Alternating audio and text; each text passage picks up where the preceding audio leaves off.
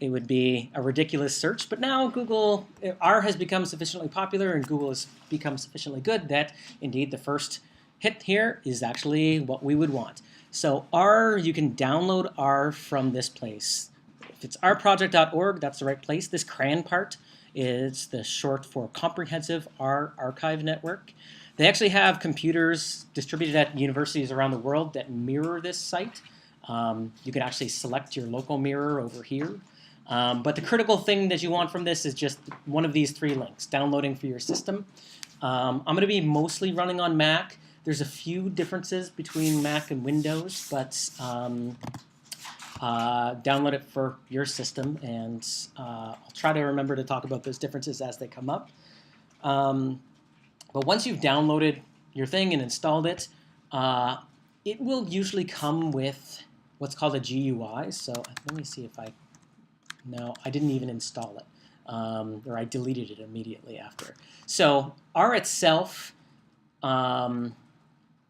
has been for years the way people, well, the GUI that comes with R has been the way people interacted with R ever since its onset. But in the last 4 or 5 years, there's been a new thing that's come out, developed initially as a way for people to make money off of R's prominence. But the nice thing is that they give it away for free. So RStudio.com. Okay. So if you're a big company, you can pay for this, or they ask you to pay for it. If you're just a regular user in education or whatever, you can use it for free. I actually have come to really appreciate that business model. I like that there's it's freely available for everybody to use, but they're also actively incentivized to make it good for the people that are in business. And it's still open source. RStudio itself is just hosted on GitHub, and you can see its source. So it has the benefits of both worlds, really. And I really respect the people that have started it. Indeed, the person that is responsible for the majority of the cool stuff John wouldn't have talked to you about is like the head scientist for these guys. So they specifically recruited him because they knew he was such a sort of up-and-coming star for R and data analysis. It's the author of the textbook that I linked, the R for Data Science, Hadley Wickham. So RStudio, so once you install R, it will install like a graphic user interface, an app for you to use R. Ignore that one. RStudio replaces that app. You still need to install R to get like the underlying computational engine.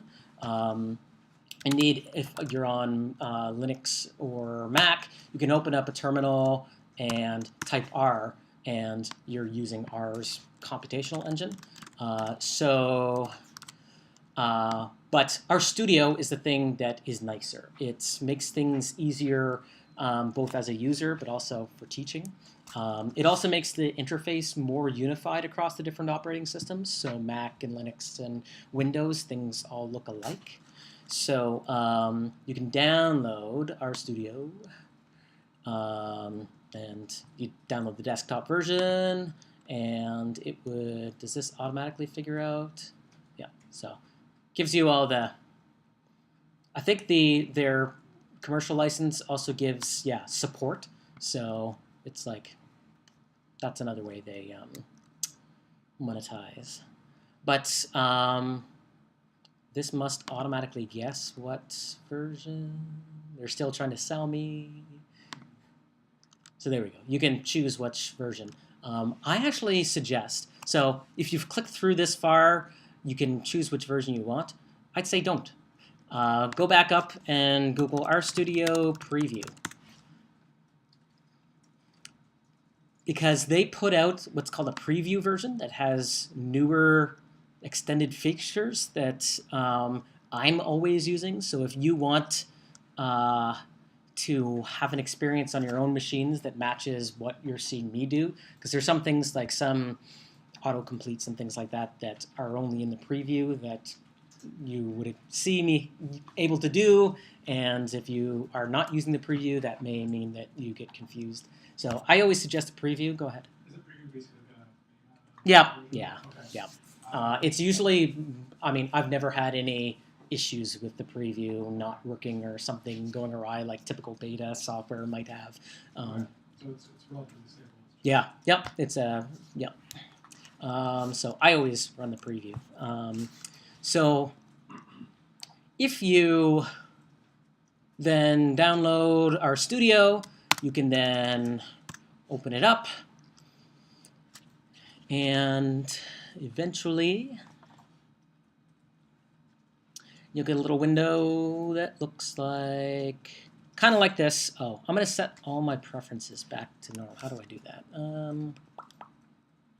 Let me quit terminal rm.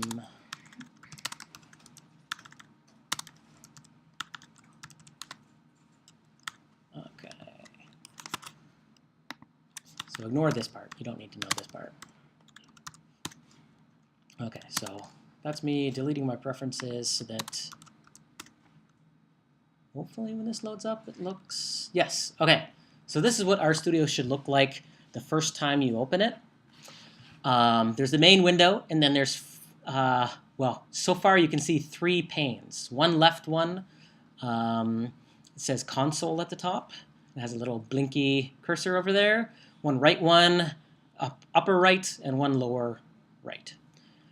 So I suggest, and you guys don't have to do this now, if you recall in the email that I'd sent out earlier, you can go ahead and try to follow along as you go, but this is all recorded, so that's kind of pointless. So it'd be better for you to watch and understand than try to copy, miss a little bit, and then get lost. So what I'm going to do is suggest to you some defaults for RStudio and not explain a lot of them. Well, I guess I'll explain some of them. So one thing is that, well, actually, I'll first explain. So this console area is where computation is actually done. So if I type 1 + 1 and hit enter, it gives me an output value. Now, it actually gives me 2 output values. One that's 1 in square brackets and then a 2. This one you can just think of as it's saying there's one, this computation yields a single value as its output. It's not multiple values as the output. Think of that as the reason why there's a 1 there for now.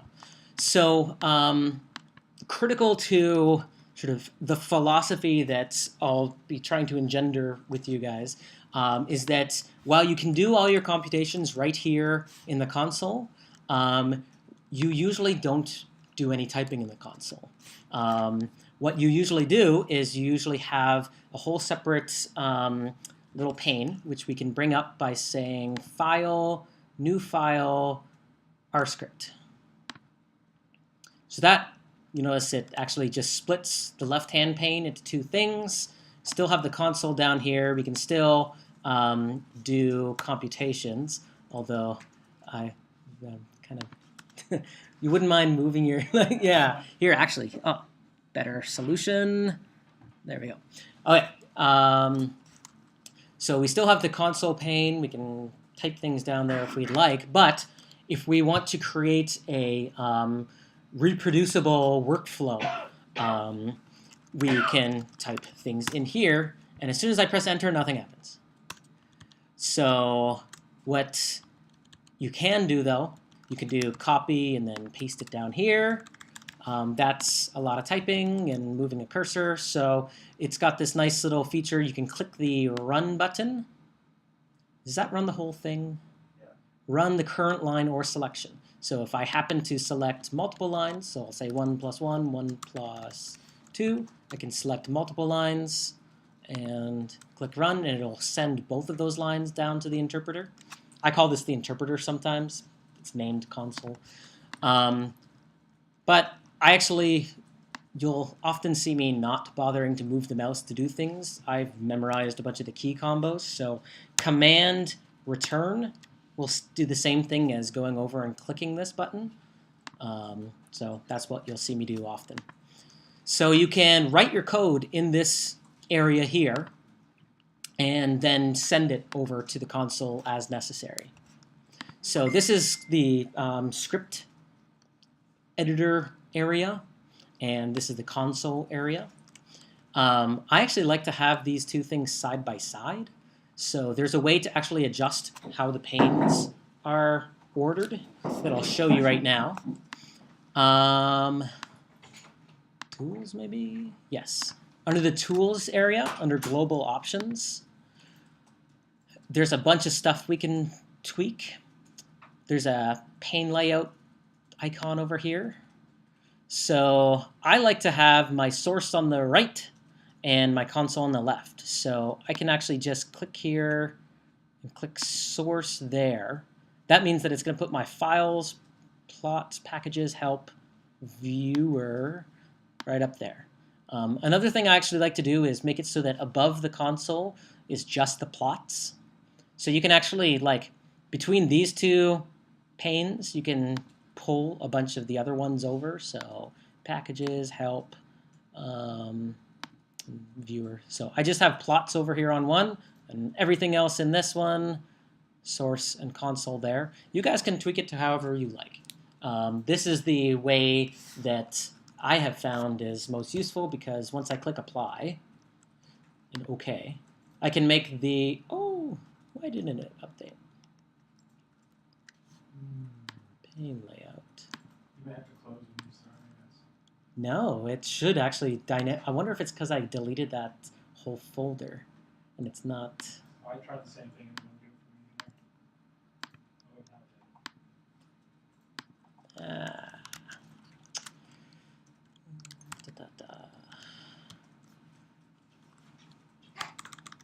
No, I found if I have a few things selected.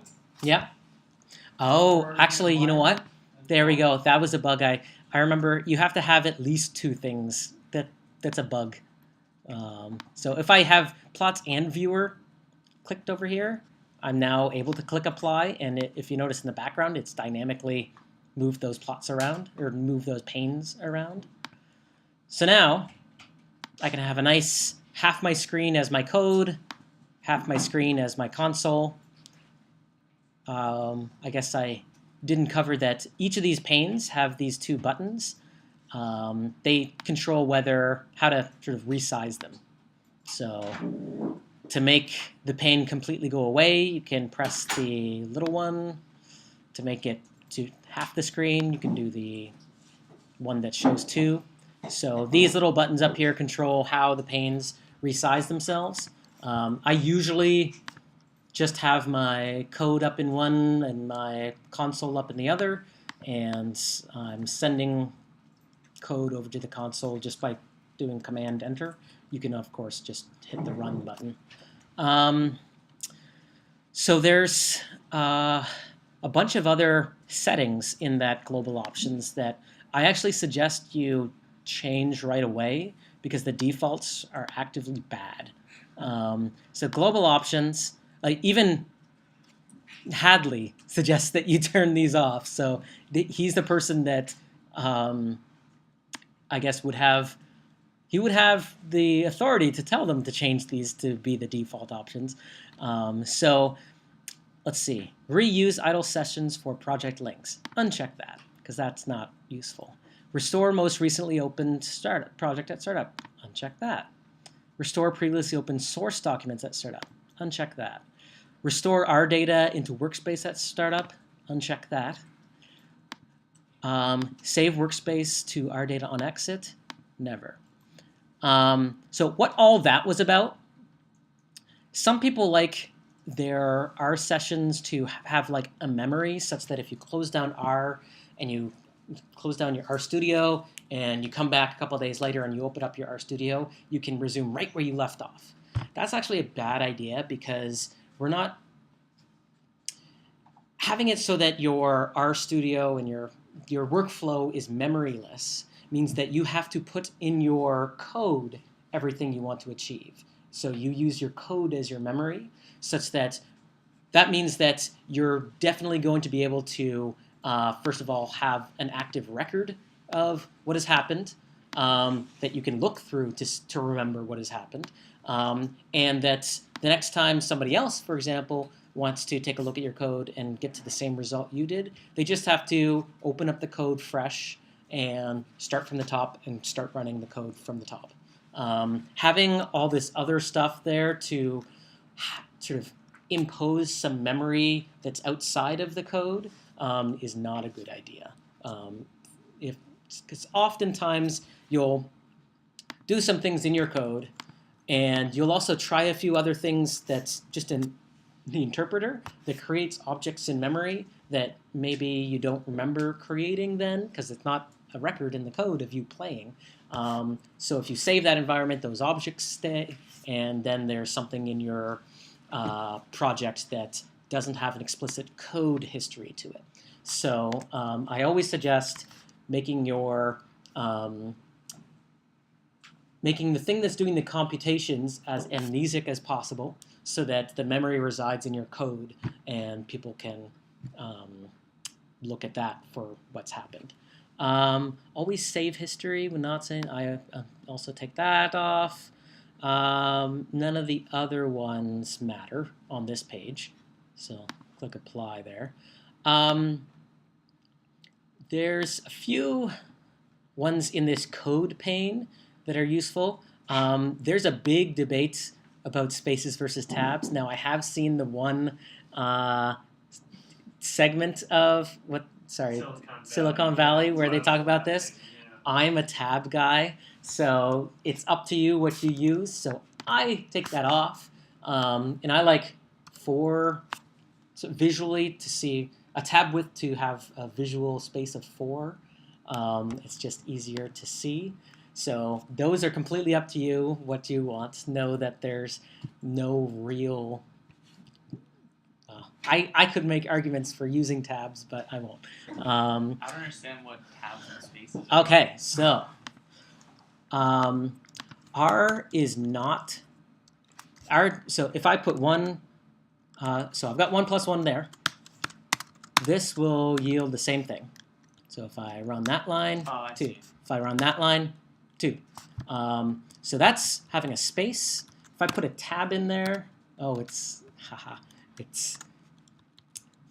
so if I put tabs in there, again, same thing happens.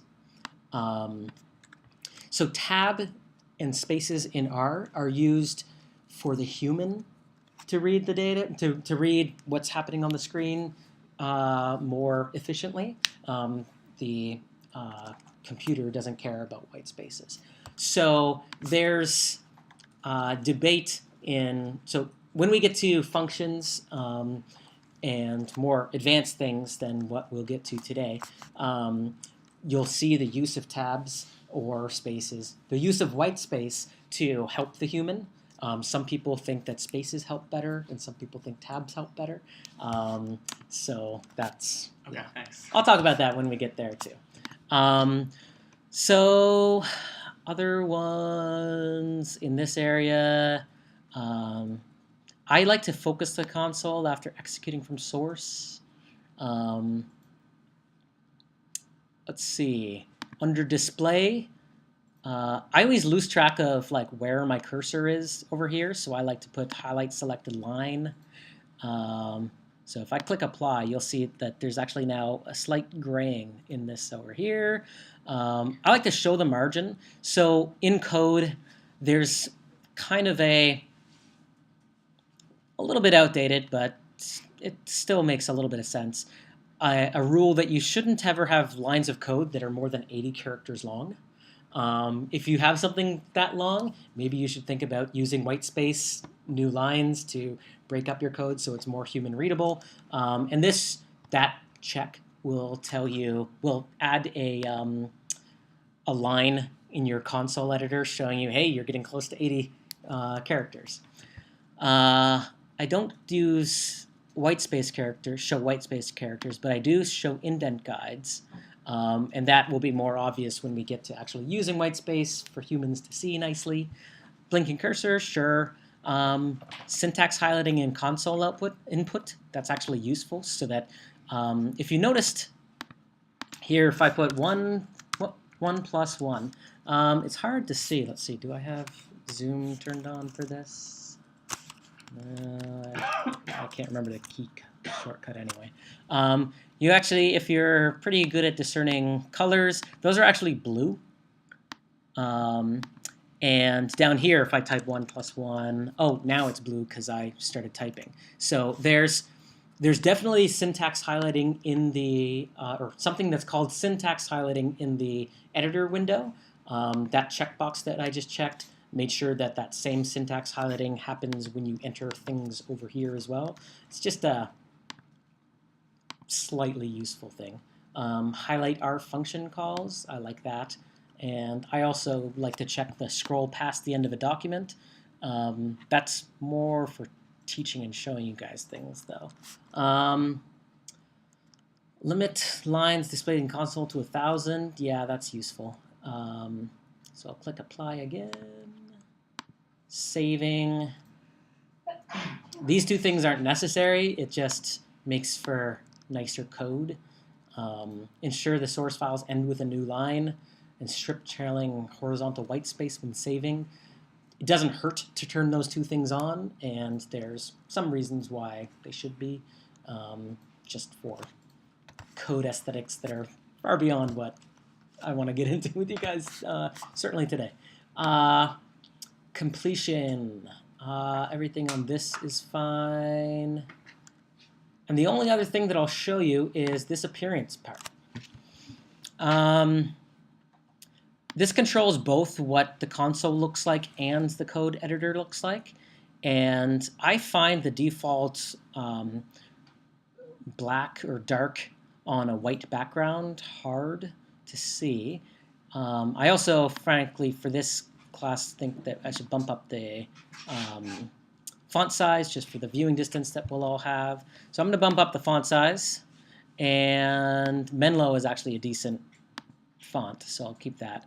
I'm going to use, you can use whatever things you want, but I'm going to use Vibrant Ink because that's light characters on a dark background, which I find is a little bit more easy to see. Which one did you use? I used Vibrant Ink. So yeah, you can play with that, obviously, to tweak it to whatever color scheme you think looks good. Some of the different color the themes will have different sort of amount of differential coloring that it applies. So some of these, like the same type of object gets, or some of them are more multicolored than others. I think Vibrant Ink is a good one. So like yeah. previously your 1 plus 1 was all blue, and Yep. your 1 plus 1 on the other side was also all blue. Yeah. You got green, gray, and red. So yeah, so now, so notice code that has already been run is always just one color. Code that's being typed in actually still has the syntax highlighting. That's one of those checkboxes that we checked. So yeah, once I run it, it then reverts to its old color. So yeah. So that's a little bit of setting up RStudio so that it's sort of as amnesic as possible. It has some good, helpful defaults for how our code is going to look. I didn't want to go too much into each of those options because they're going to be more evidently useful down the road. But yeah, I really need to complain to Hadley about those defaults because even he agrees that the defaults are bad. So before we start talking about R as like, and talk about programming and what R can do, I want to bring your attention over to this tab up here, the Help tab. And as soon as you open it up, I'm going to maximize it here. There's a bunch of resources here that are pretty useful for getting help in R. These cheat sheets, So I just clicked this RStudio cheat sheets. These cheat sheets are really useful. Let's see. There's Sparklier R. Actually, I've never used this. So this is using something with big databases. We're not going to use that. R Markdown, we're actually eventually going to use that. So that one's useful. This IDE cheat sheet is just like showing you what this window is all about, what each of the sort of areas in this window are about. So that's pretty useful. Shiny, not so useful. That's for if you're into the idea of creating actually like a website that your analysis produces, so that your co-authors could like use a scroll bar to change like the criterion for some parameter of your analysis. Shiny is the thing that can do that, and so you might be interested in that. We're not going to cover that in our course. Data visualization cheat sheet, that's definitely suggested. That's a ggplot2. Package development, not so much. Data wrangling, yes. This talks about the dplyr and tidier packages that we'll be using. And R Markdown, how is that different from this one? This is the cheat sheet, and this is, I guess, a more extended reference guide. There's some other ones. There's base R. I haven't looked at the advanced R one. And definitely not the base R graphics. So if you prefer other languages as your primary language, then there's other translations. So the cheat sheets are good. I'm going to go back here. There's a tip of the day on Twitter that you could subscribe to.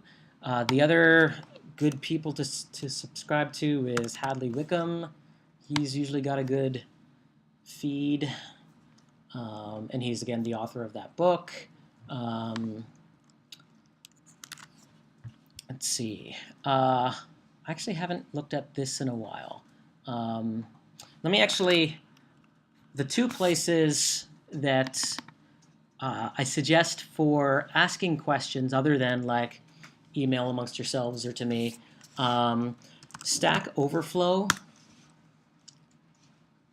is a website that allows you to ask a question. So I'll click Ask a Question, and you'd enter a title for the question, and you'd start typing your question in here that other people that are programmers will respond to. And there's a large user base of our users at Stack Overflow. It's actually a good idea to not simply go and click that Ask a Question, but search first, because very likely somebody has had the question that you have. So search for your question first.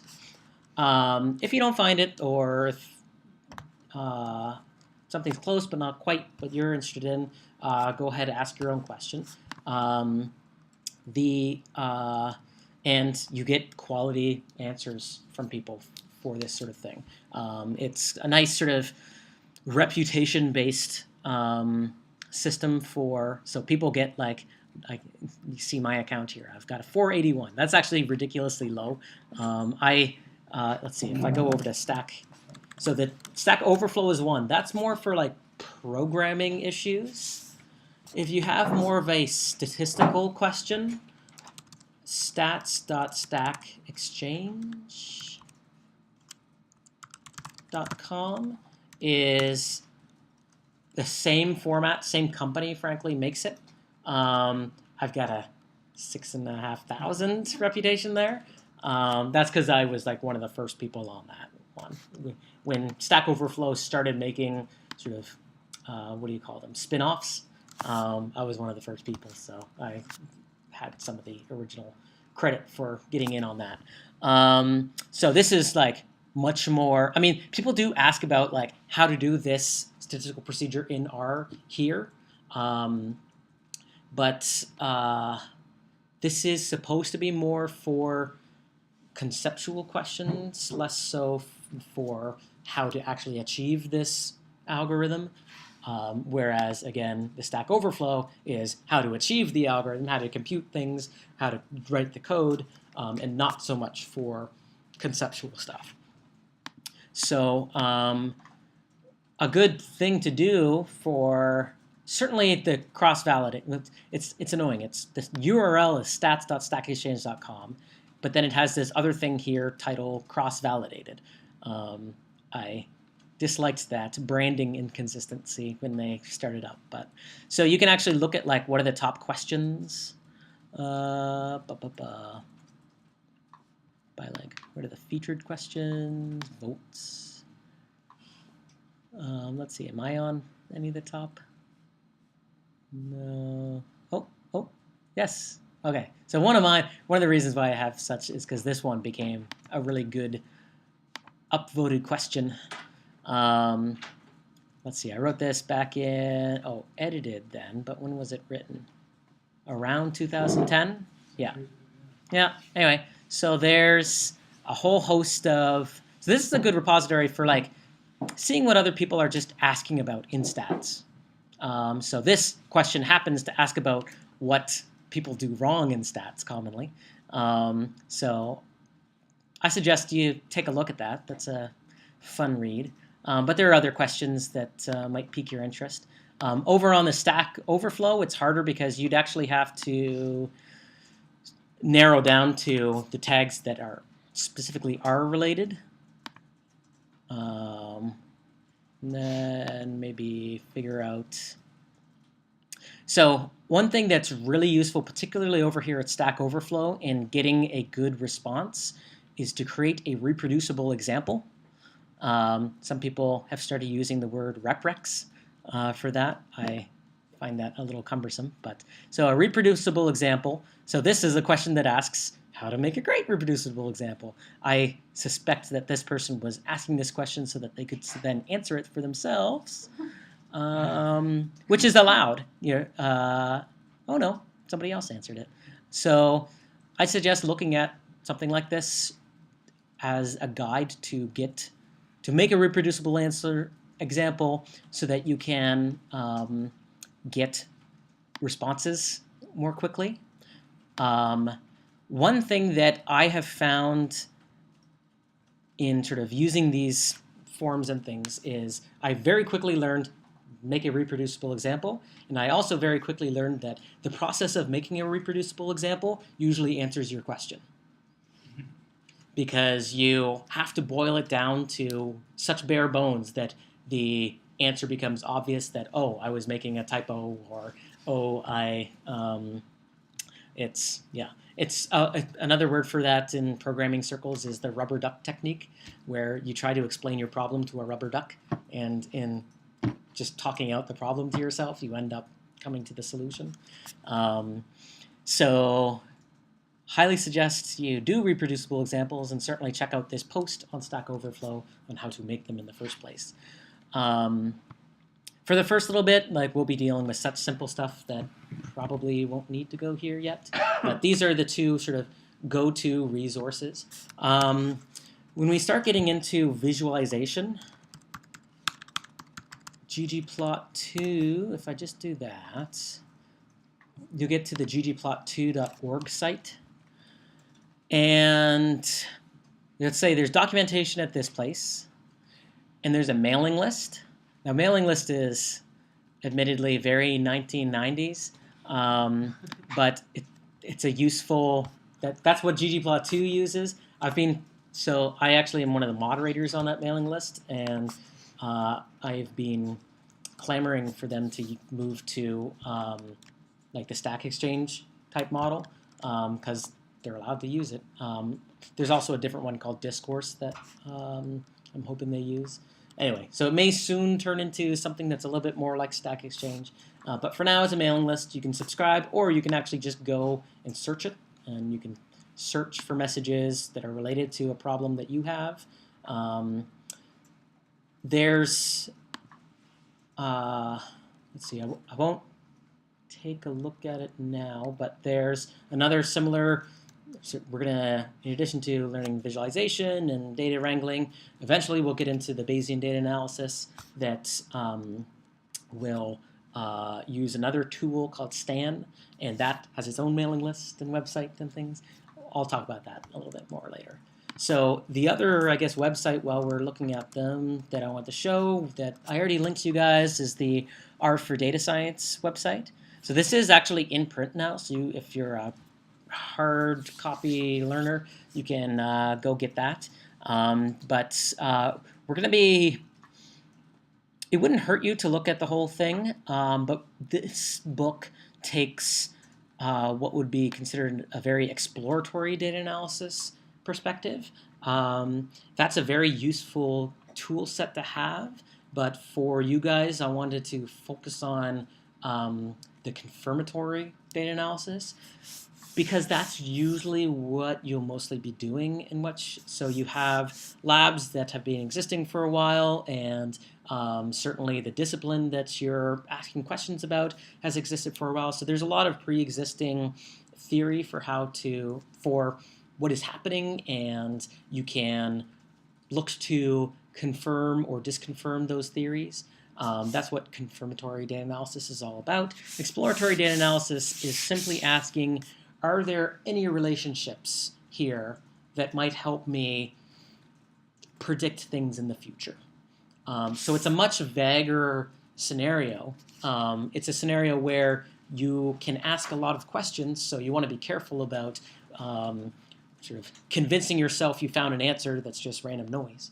But so there's tricks that you can apply to control for that sort of thing. But it's not really what we want to deal with. It doesn't really capture what you guys are going to be doing in the lab.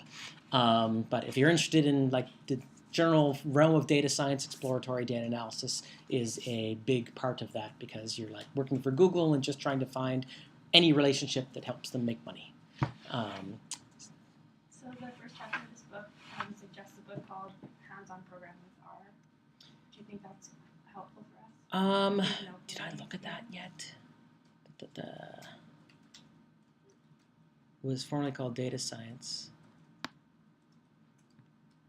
So was that a different book? Mm-hmm. No, it just said in the first chapter, I think. Okay. Yeah, just below it. It just gives a Yeah, I actually vaguely remember having a tab open with that to look at, but I don't think you'll need anything else at this stage. So again, this R for Data Science is going to introduce a few tools that haven't really been covered by any other texts yet because they are, I guess, kind of newish. But we're going to be mostly using because it makes things way easier. And the more simple things that would be common to everything, I'll be covering pretty explicitly and thoroughly. So I don't think you should need to look at other things. After you've done the course and you want to, again, as I said, it takes a few years to really feel expert in this sort of thing. If you want to delve into other ways of doing things, then looking at other texts would be okay. But I don't think you need to at this stage.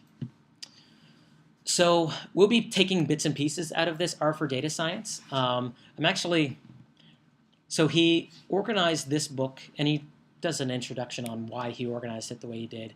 But he wants to get you like hands-on doing things in R right away. I can see the reason for doing that. We're not going to go that way in that I want to start even further back with programming concepts with you guys. So we'll hit that book in bits and pieces in a somewhat disordered fashion. But it's there to, if you read it in order, it would just be a matter of repetition encourages reinforcement. So we'll just be, so it wouldn't hurt for you to look at that if you wanted to in order. All right, so 242. All right. I will say, in terms sort of back on the topic of getting help in R, there is an R mailing list. I haven't used it in like 8 years. It was really acerbic at the beginning because it wasn't really meant for beginners. And some of the folks that were around when R was first developed and were still online had become a little jaded by then. It has taken sort of a new crew of people, the Stack Overflow, to become for a much nicer learning environment for people. So I wouldn't bother subscribing or asking questions on the R mailing list. The Stack Overflow and Stack Exchange sites are the better place to do things because people are actively encouraged to be helpful there. There's some manuals that you can take a look at, but the stuff that there'll be different takes on how to do things. They're largely written with a sort of older view of how to use R that we're not going to take. The R for data science is kind of the newer way to use things. Certainly stay away from the R language definition until you're done this course and you are so enthused about R that you want to delve into that. Now, eventually, well, when we get to packages, I'll talk to you about getting help on packages. So, having talked about help, I'm going to minimize this window a little bit. Take a quick drink. And we'll do... Basically, I'm going to go back through the content from that Getting Started with R chapter that I sent you guys. As I said to some others, that was actually the beginnings of a textbook that I started writing way back when R was kind of new, and then very quickly the online help for R. So I started writing that because I had such a hard time learning R because there wasn't a lot of online help and resources, or certainly not a lot of friendly resources. I also wrote it because there weren't a lot of starting from absolute zero resources out there. A lot of things, again, assumed that you already had prior exposure to programming concepts in general, which I certainly myself, well, I knew that a lot of learners in psychology would not have.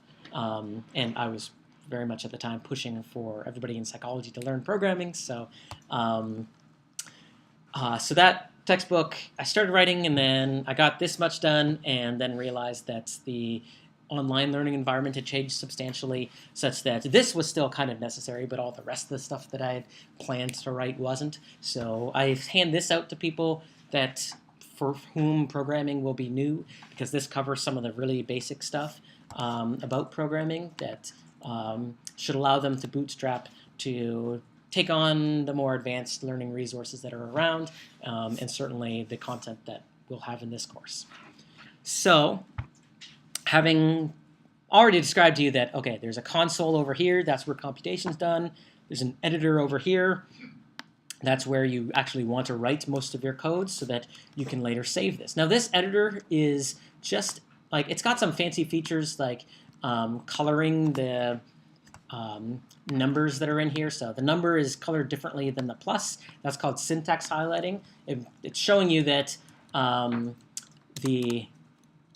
according to the computer, a number is different from a plus, and that makes sense.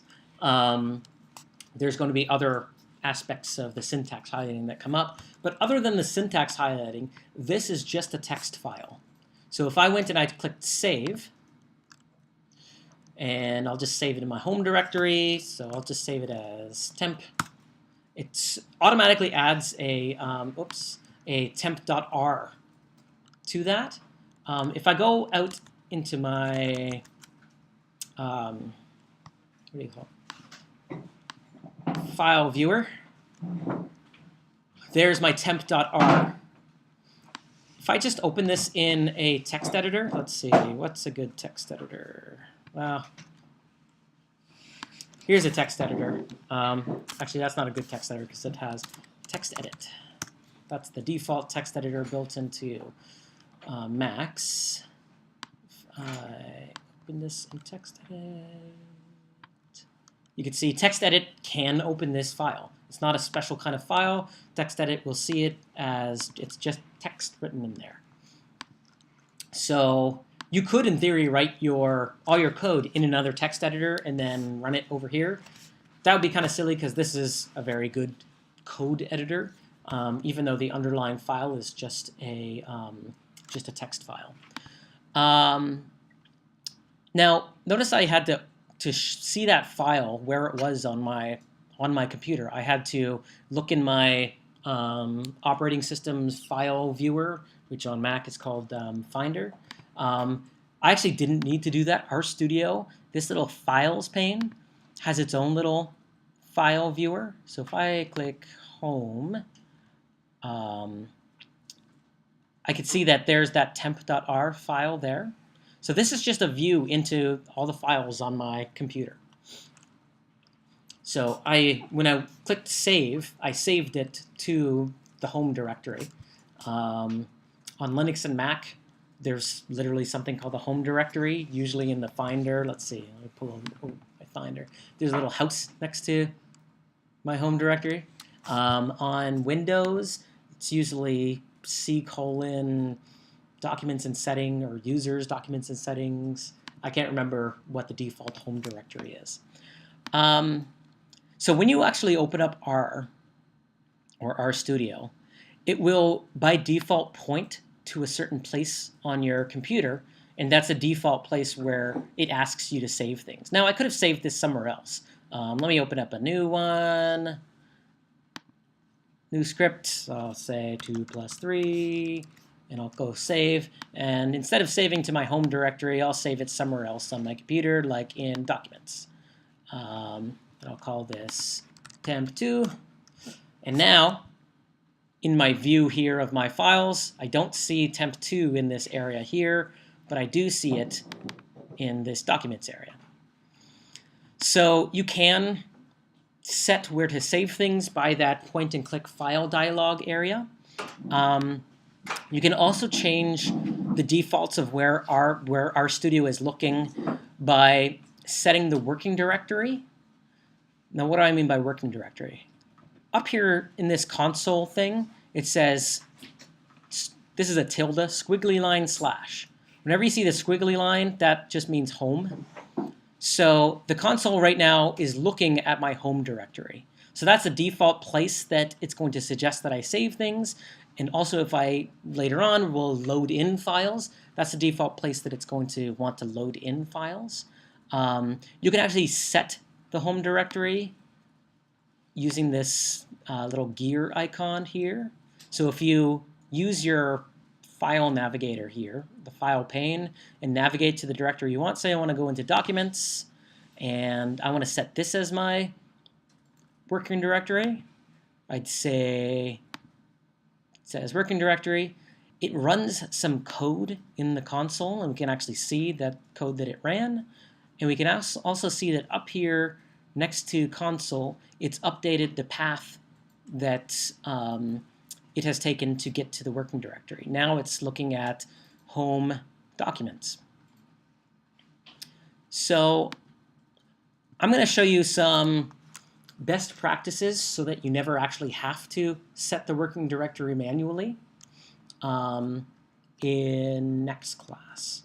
But just for now, know that there's a default place that R and RStudio looks at, and you can tell it to change that place, either by doing this setting as working directory. You could also have actually taken this bit of code and had that in your script and run that. Neither of which is actually the ideal scenario. Tomorrow I'll show you about a different idea. All of that was the tangent to the idea that I was showing you that this file here is just a text file. Nothing super special about it, but the editor gives you some nice coloring and things to it. I'm going to bring up my notes again. All right, so we have this example that I've been pasting in one after another, 1 + 1.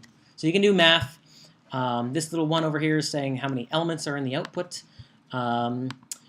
If I say 1 - 1, that's math again. I can talk about division using the /. You need to use the, I always forget, this is the /, right? And this is the \. Okay, so / is division. Multiplication is the asterisk. So 2 × 3 Let's see. So if you need to exponentiate, it's the caret, I think that's called, to the 4. And a thing that you probably need to, there's other operations, so there's a tilde, so is 2 evenly divisible by 10? You have to put 2, sorry, I said tilde, modulus. So to ask, is 2 evenly divisible, or what remains after you divide 2 by 10? Well, it's 2. What remains after you divide 5 by 3? So there's a 2 left over. So that actually, there's some scenarios where that can be useful. Like if you want to test if a value is even or odd, you might encounter some scenarios where that's useful. But you have all the math: plus, minus, multiply, divide, exponentiate. Now, if you want to chain together operations, so let's say I want to do 2 times 3 and add 10 to the end.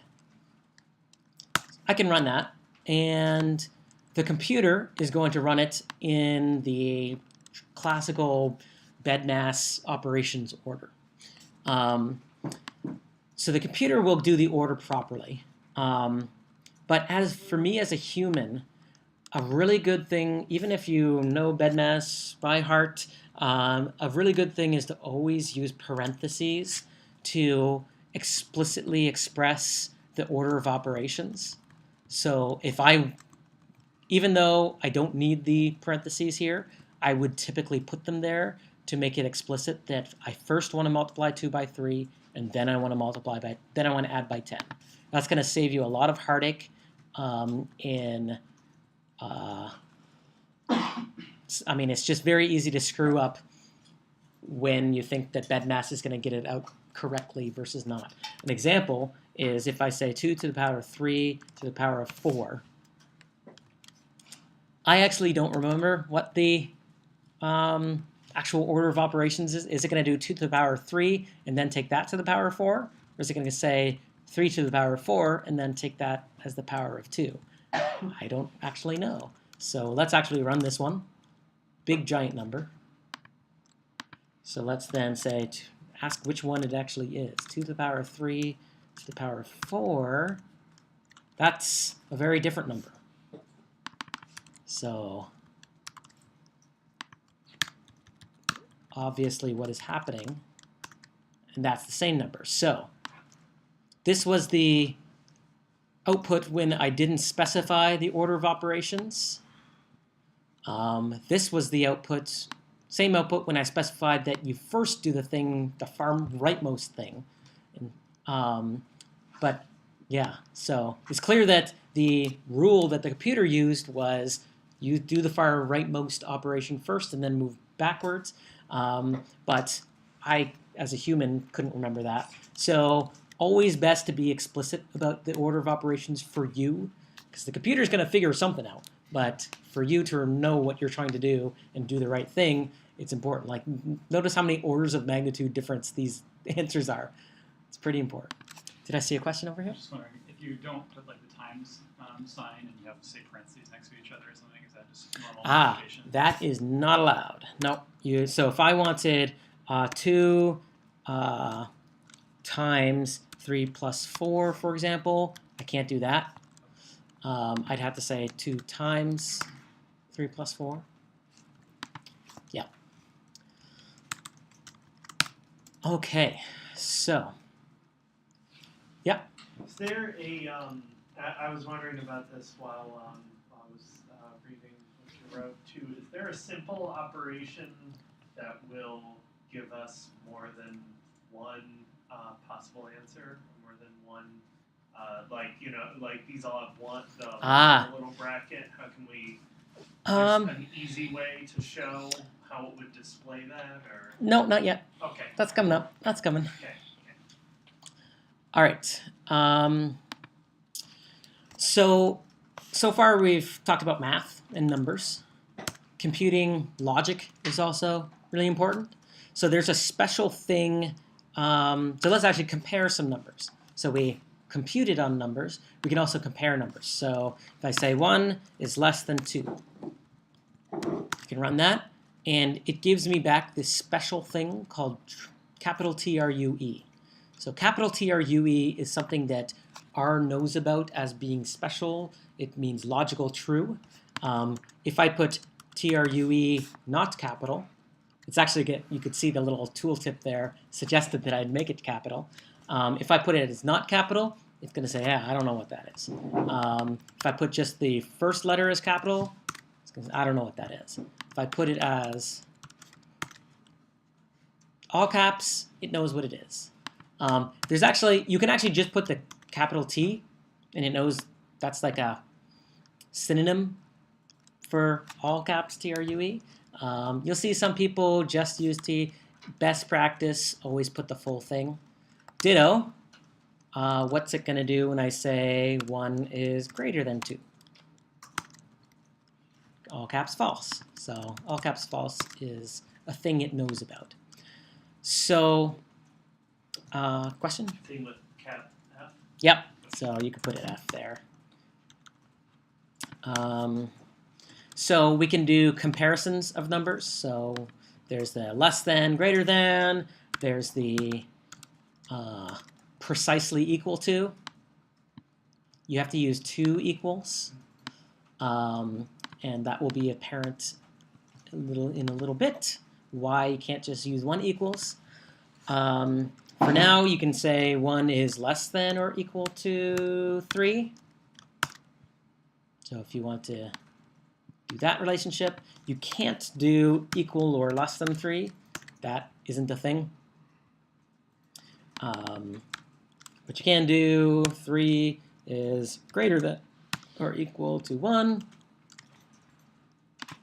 And again, you can't do 3 is equal or greater than 1. So if there's going to be a non-equal sign, it needs to be the leftmost one.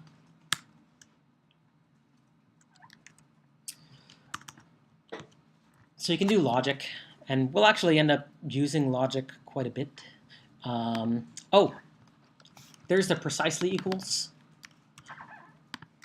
Here's the precisely not equal. So 1 is not equal to 3. Exclamation mark is the not. In fact, exclamation mark, so if I want to take one of these logical results and turn it to its opposite, the not will invert any logical. So not true is false. Not, whoops, not false, whoops, is true. So an exclamation mark sort of at the front end of a any logical result will yield will invert that logical result. So I could say not 1 equals 3. This gets into, again, that orders of operation. I'm not sure if the computer is going to say not 1 first and then do the comparison. So I want to be explicit. I'll put parentheses around it so that I do the comparison first inside and then reverse it by doing the not. So this being the same as 1 not equal 3. But there will be some cases where we'll want to just compute something and then take the not of it. Invert it that way. Is that pretty straightforward? If you had said not 1 is precisely equal to 3, like that's true in one case, but not in most cases. I'm just curious, like what its logic is going to go to. So let's actually. So do you mean if I take it off If you the put in parentheses on this side? Yeah. So not 1. Let's take a different example instead of not 1, because well, actually, I'm not sure. Let's try this. Not 3. So this yields a result, and it's not intuitive why. Something that has happened here that I do have a note to talk about a little bit later, but might as well talk about now, is that I've tried to turn a number immediately into. I tried to do a logical operation on a number that wasn't a comparison. It's just like try to turn it into, do a logical operation on it. And I think R should throw an error when that happens. Tell me I'm not allowed to do that. It doesn't. That's because it has a default behavior that's a little obscure. Zeros, if it encounters a scenario where it's got a number and a logical operation being applied to that number, for example, not. Other logical operations would be and. You could talk about the and. So true and true comes out as true. True and false comes out as false, of course. False and false comes out as false. We could talk about or as another logical operation. That's the key that's like right under the delete. It's a straight up and down. You have to press shift in that number or in that key. So logical operations, or and not. What does and do? So both sides have to be true for the final thing to be true. Is it an exclusive rule at all, Is there? I'm gonna do something.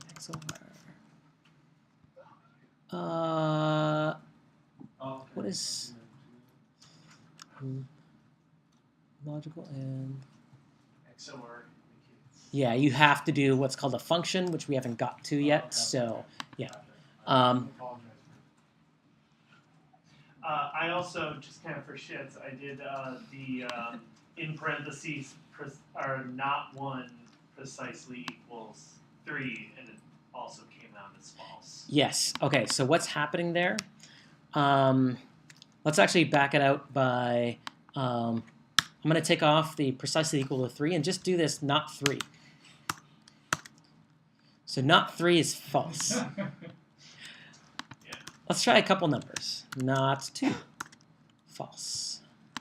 Not 1, false. Not 0, true. So what has happened here is that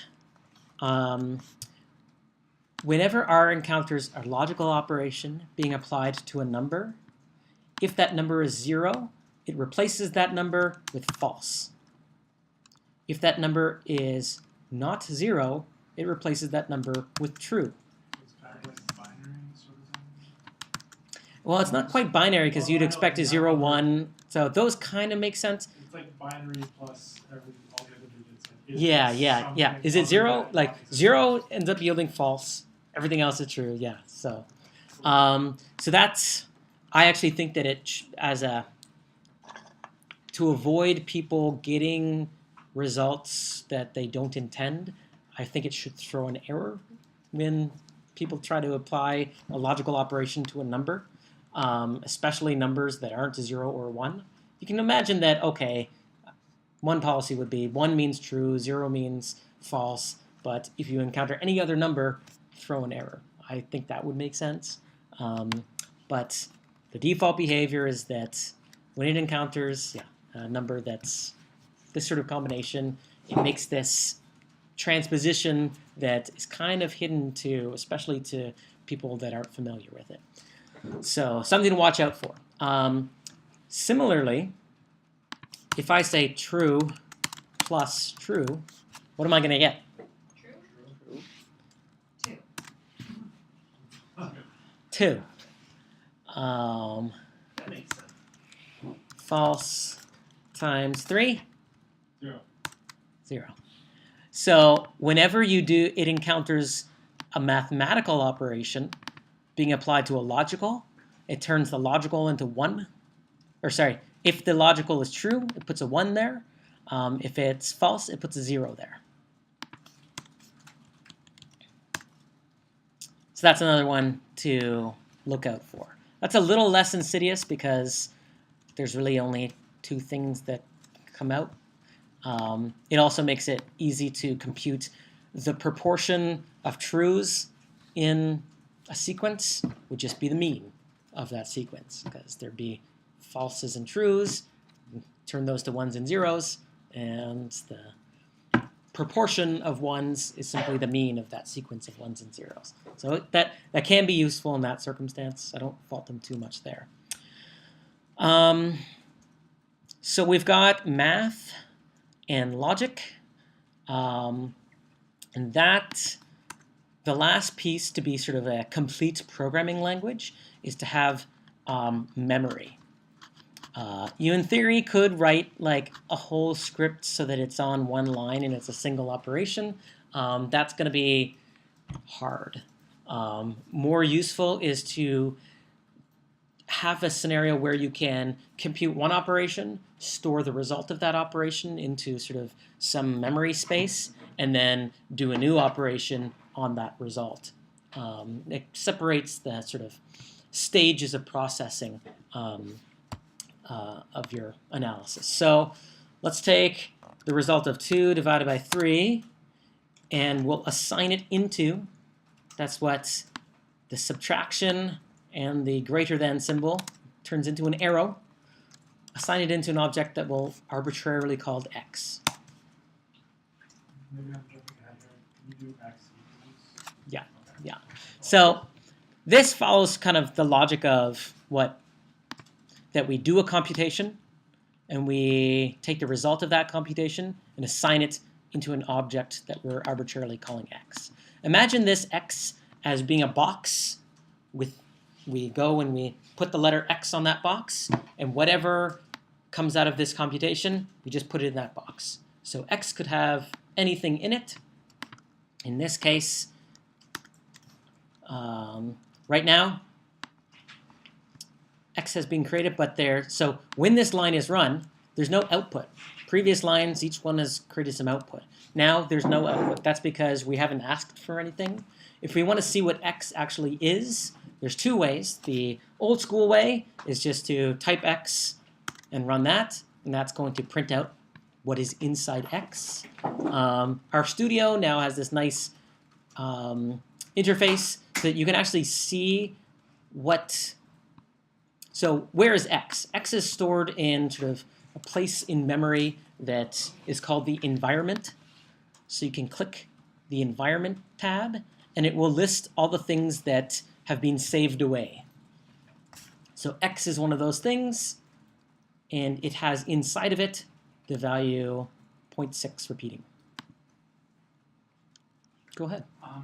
So did you have both lines highlighted when you just put in the x? Because I'm under the Nope. impression that it only runs one at a time. Okay, so it like remembers that just indefinitely. You don't have to like run the same line of code again. No, yeah, exactly. Yeah. Can you take 2 divided by 3 out of x? No. That's a good point that my box analogy is. Well, so what I could do, So you can only reassign values. You can't just If I- make it so there's a- every place. yeah, so if I wanted to put something new into x, that automatically, I guess that, I do cover that later, but it's useful for me to say now. We'll cover it more thoroughly in a moment, is that if I were to do a new thing, say 4 divided by 5, put that into x. Now if I look at x, there's no trace of it ever having contained 2 divided by 3. So this line simultaneously creates x and puts 2 divided by 3 in it. This line simultaneously empties x and puts 4 divided by 5 in it. Maybe this is getting ahead, but can you copy x into y, or like do x minus something equals y and then y equals x, or sorry, x equals y? Yep, so we'll get to that in a moment. But if you just want to get rid of x, you can't do that. So if you want to get rid of x altogether, you have to use something called a function that we're going to talk about more in a little bit, but a function is usually a series of characters. Here it's rm, remove, and then parentheses. And usually on the inside is the thing, well, for the rm function, it takes a single argument, which is the thing you want to remove. So if you do rmx, that removes it entirely from your environment. So X is gone. So why did I choose the name X? Anybody? That's Idea? what we call variables. Yeah, well, I guess it has some human connotations, and that the X in math is usually the first variable name we choose. Really, there's no good reason. It's kind of right there, close to where my fingers were. In fact, I'll use A lot because it's right under my pinky finger as I do a lot of my analyses. So the names you give things are completely arbitrary. They don't have any bearing on their contents. They don't have any bearing on what R will be able to do with them as objects that can do computations on. So it's useful to, when you're doing sort of arbitrary things like this, yeah, sure, use single named things. As you get into more actual data analysis scenarios, we'll start using actually really long names for things because the names for objects are most useful to the human as like a reminder of what is in it. So if I have a data object that I do a bunch of things and then I do a bunch of data cleaning on my data set and I'm going to assign it into something that I'll maybe say clean data. So now it's sort of human readable and understandable to me, a reminder that this is the object that contains my cleaned data, not the original raw data, for example. The different names you're allowed to give to things. You're not allowed to start with a number, but you can put numbers. As long as you've started it, you can put numbers.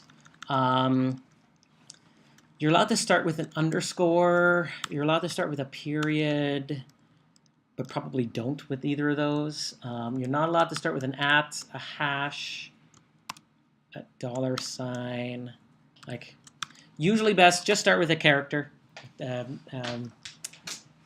alphabetic character, and go from there. There's some, eventually when we get into, I guess, more involved scenarios where we want to have something where it's like some set of operations eventually yielding something cleaned data. Some people use an underscore in between those two things. Some people use a period in between those two things. Some people don't use don't use either of those, and they just put a capital.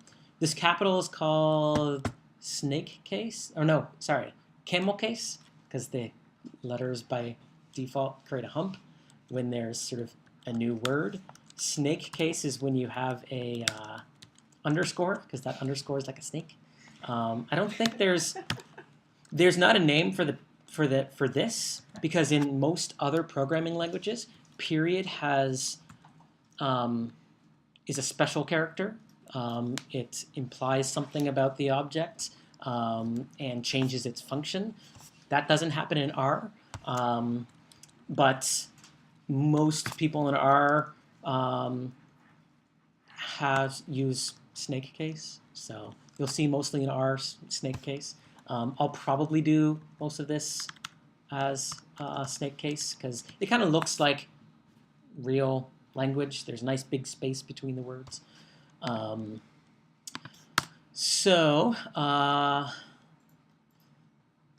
Yeah. What's up next? So, okay, assignment. This was taking the computation and assigning it into an object called X. And we use the right-hand side arrow assignment. This is because I wanted to introduce assignment as something where you do a computation and you store the result into something called X. But what you'll see much more frequently in all the R stuff you'll see online is the reverse order, such that you say X and the arrow is pointing left at X and then the computation on the right. So this achieves the exact same thing. And R, what happens, R will look at this line it will see the right pointing arrow, and so it will know to take the thing on the left and put it into the thing on the right. Ditto, it will get to this line, it will see the left pointing arrow, it will take the thing on the right and put it into the thing on the left. If the thing on the left doesn't exist, it makes a new box. If the thing on the left already exists, it empties out the box and puts the new thing into the box. So this is mostly what you'll see. We'll actually get, up until very recently, I never used the right pointing arrow, except in this specific example of teaching people about assignment. It's actually become more frequent thanks to some of the new tools that I've been learning or that have come out. So we will encounter scenarios where we'll use the right arrow. Most R code that's out there will use the left pointing arrow. I typically don't ever use the left pointing arrow because I'm lazy. There's a slightly faster way of doing this left pointing arrow, which is an equal sign. A single equal sign. That's why before above, when we talked about logical comparisons, I told you you have to have two equals in order to do that logical comparison. A single equals will do an assignment. So most people, the official R folks strongly suggest everybody uses the arrows for assignment everywhere you go. One reason for that is that there's concern that people will confuse the equals here being used as an assignment operator as an equals that people are more familiar with, which is an assertion of mathematical properties. So the textbook case is let's say A equals 1, B equals 2, A equals B, print A. So this is the textbook case where a lot of people can carry over their experience with equals from math and get confused about this code. Now this would be bad code in the first place. It's not a good idea to use a variable, then reuse it down here. So that's first of all bad practice in the first place. But who thinks that, so this print A is the same as just typing A down here. So we'll get the value of A at the end. Who thinks that it's going to be 1? Well, I guess maybe instead of getting a poll, because the poll never works. If you actually do this in like Intro to Computing Science, it actually turns out to well predict whether people get this right or not and how they get it right. Well predicts how they'll do on like the subsequent midterm. Like if you do it on day 1 of computer science, it's because it's like if you miss this part, that means that you're carrying over still a lot of baggage from math. So what's happening here? We'll walk through it. A equals 1. So what's happening is that R will encounter this. It will take what's on the right-hand side of the equals, create an object called whatever's on the left-hand side, and put the right-hand side in the left-hand side. Ditto gets to this part. It says, okay, create an object called B, and in it, put the result here, 2. And here, people can sometimes get just stopped right here and say, but wait, no, A doesn't equal B. I know A equals 1 and B equals 2, so A doesn't equal B. Well, we're not actually asserting any sort of comparison here. If I did that, that would be a comparison. Here, I'm actually just doing an assignment operation. First what happens is it actually empties out A. So A started out being absent and then gets created on this line, but any subsequent assignments into A will empty out A. So we get rid of that 1 that's in A, and what are we going to put into it? Well, it actually goes and gets a copy of what's inside B. So it looks up what's inside B at this moment. 2 is inside B, and it puts that inside A. So not a comparison here, it's an assignment. So at the end here, some people get confused about this, think it's a comparison or something, and so when they get to this part, they say, well, A must be just what it was at the outset, as if after assignment it was immutable. So they think A equals 1, but it's not. So I want to make sure you said earlier that the equal sign is sort of represents a left pointing arrow, which is why it's not assigning the value Yeah. of A to B. Yes. Or, Yeah. Okay. So that can be another kind of reason to maybe not use equals, and that it the equals is symmetric visually, and so it's you have to remember that it's leftward assignment. I guess I'm still lazy. I have always used the equal, and other programming languages use equal in exactly this way. So I don't know. I tend to prefer it. Question? So if you were to run just print A, you'd get A, but if you were to highlight all 4 of those. Okay, so let me you'd get highlight all 4. Yeah, 2. Now, what happens if I say equals 4? What's going to happen now? Two. What are you going to highlight? Oh, sorry. If I highlight these 2 and run it. Error. Yeah, A still will be two. So we still have. So I'm assuming that I've run all of this already, all of this already. So if I run this bit, so this is a second kind of point that is slightly actually different from between R and some other languages. Is that assignment involves creating a. So if assignment involves another pre-existing variable. That's the stop class. If assignment involves a pre-existing variable, a copy of that variable is temporarily retrieved, but there's no persistent association created between. So right here, when it says A equals B, this is a one-off sort of relation between A and B, such that R will go and create a new object called A, empty out if there's anything in A already.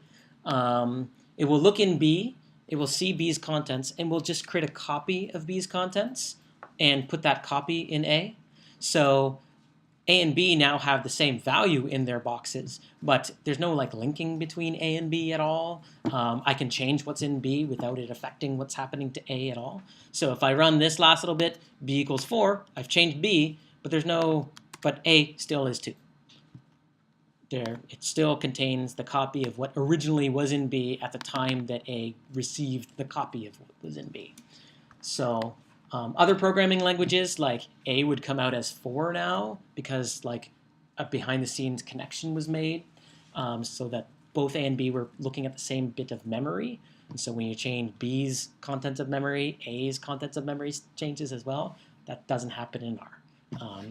I guess most of you don't have experience with those programming languages, but some places have that. So assignment is mutable in that you can assign the same object multiple things, and it just gets overwritten by the latest thing.